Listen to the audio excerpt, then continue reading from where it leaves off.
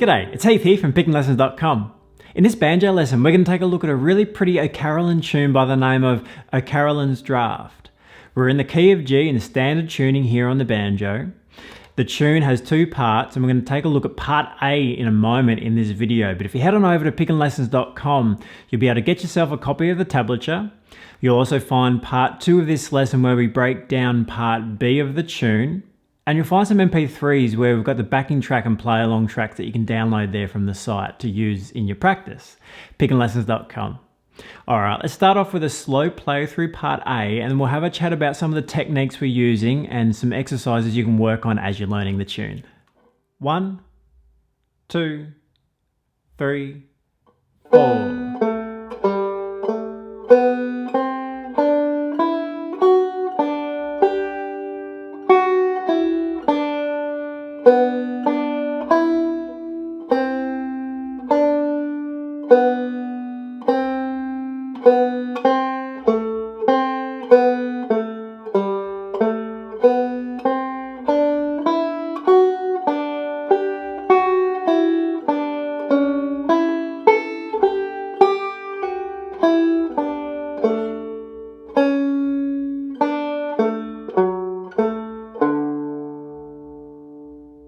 Okay, so there's part A of the tune here. It's a really pretty tune, O'Carolan's Draught.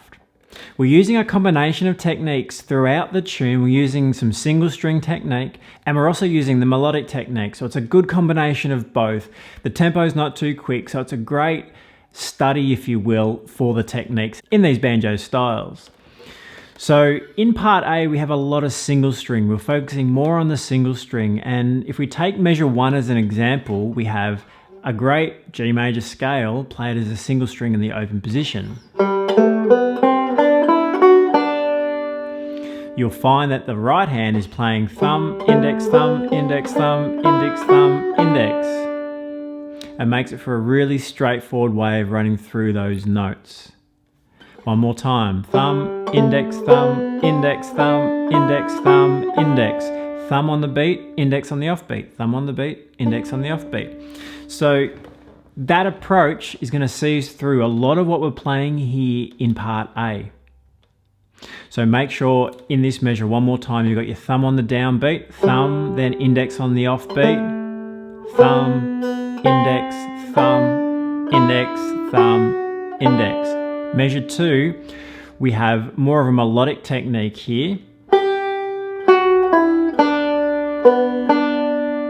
Moving from string 5, that high G, into the F sharp to the E, crossing over strings, allowing them all to ring over each other. So that's the melodic technique there.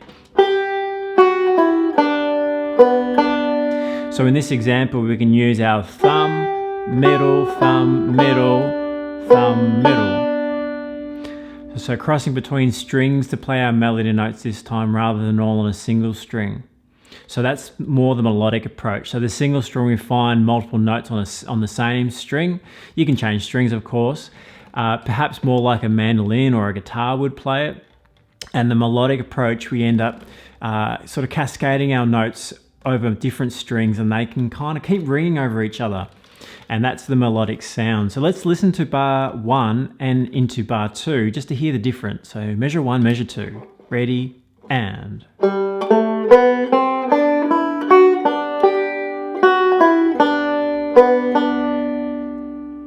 So the two techniques there, bar to bar. Work on them separately, just keep an eye on those fingers. Your left hand position is going to be changing. Keep an eye on the tablature for your fingers. It's pretty straightforward, but we are shifting positions. In part B, we're going to shift up the neck even further. So keep an eye on which finger you can choose.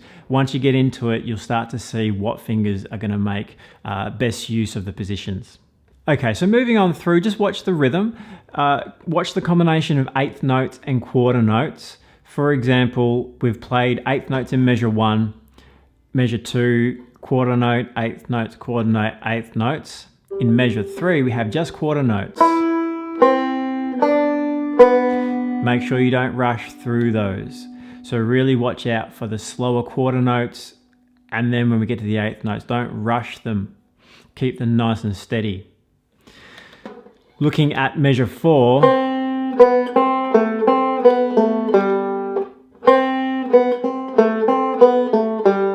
starts out with that quarter note, 1, 2, and 3, and 4, and 1.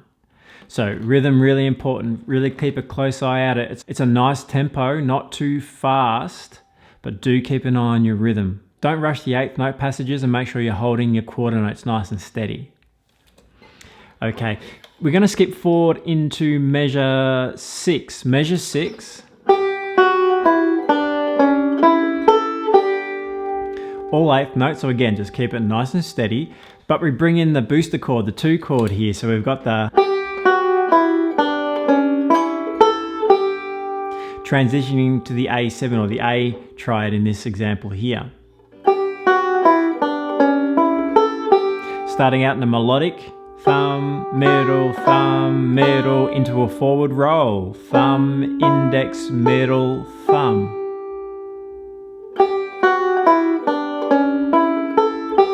Fingering for this position here, we've got our first and then second to start off with a melodic passage, then the forward roll, second, first, and little finger. You can hold your triad there. It's just a partial A chord really. A7 can be in the accompaniment, but we're just playing the melody notes here out of the A triad.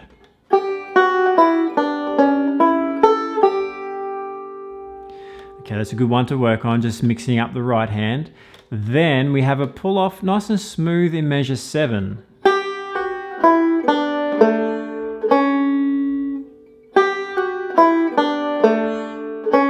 And again, watching that rhythm. So the pull off there, we're playing that 5th fret, the G to the F sharp. Pulling it off there. The previous note in the previous measure was a high G on string 5, and we're going to double it up on string 1, but then pulling it off. Moving positions there, down the first finger there, on the 2nd fret.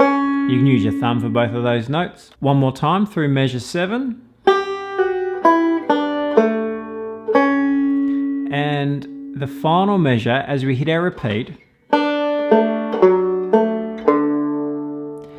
over the D chord, try to leave finger 1 there on the A as you move into the finger 3. It's a bigger stretch. Keep your thumb nice and low. If you've got your thumb up, you'll still probably be able to reach, but you might find that you're going to block over string 1. So it's nice to hear string 1 as you move on through. So try and keep that hand position nice and square, thumb a little bit lower, fingers on their tips, so we can clear string 1.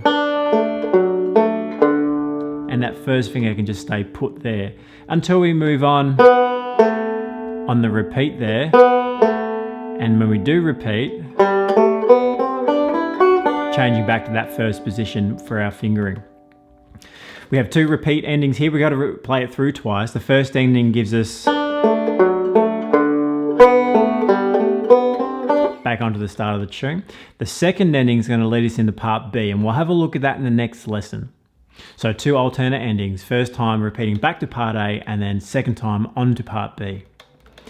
Okay, a few things to watch. Rhythm, really important. Don't rush through your 8th notes, make sure you're holding your quarter notes. A little bit of single string for the right hand and a little bit of melodic for the right hand.